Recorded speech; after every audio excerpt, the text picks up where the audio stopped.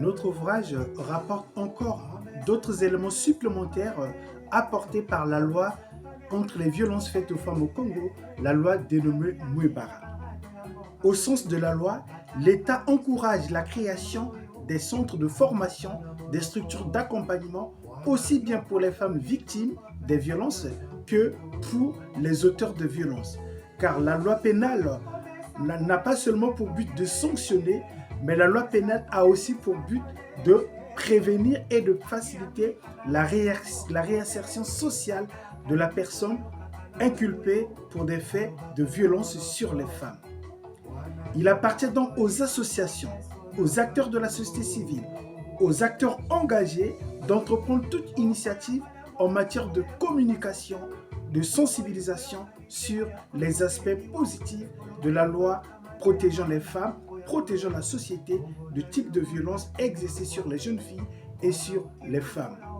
Donc, les associations jouent un rôle important dans la mesure où elles peuvent rester en justice dès lors qu'elles sont engagées dans la protection de la femme et même aussi de l'enfant, dans le cadre de la loi du 10 juin 2014 relatif à la protection de l'enfance.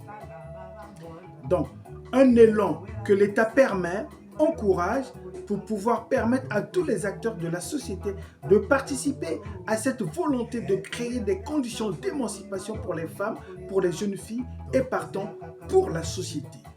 Une société s'apaise lorsque tous les acteurs prennent conscience des causes nobles, des causes essentielles, des éléments pouvant permettre d'accélérer la création des richesses et des biens. La loi sur les violences faites aux femmes, loi de Mouebara, s'inscrit dans la doctrine générale du droit international qui encourage aujourd'hui les femmes dans l'élaboration des programmes de réduction des inégalités entre les hommes et les femmes.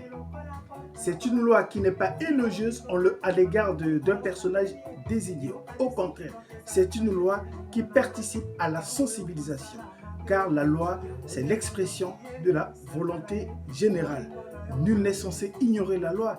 Il appartient donc aux acteurs, aux écrivains, aux associations, aux institutions étatiques en charge de la question de la femme de vulgariser tous les aspects positifs de la loi afin de la rendre accessible à tous. Lutter contre les violences faites aux femmes, c'est apporter l'information. Car l'information, c'est la prévention et c'est la première arme pour lutter efficacement contre toutes sortes de violences.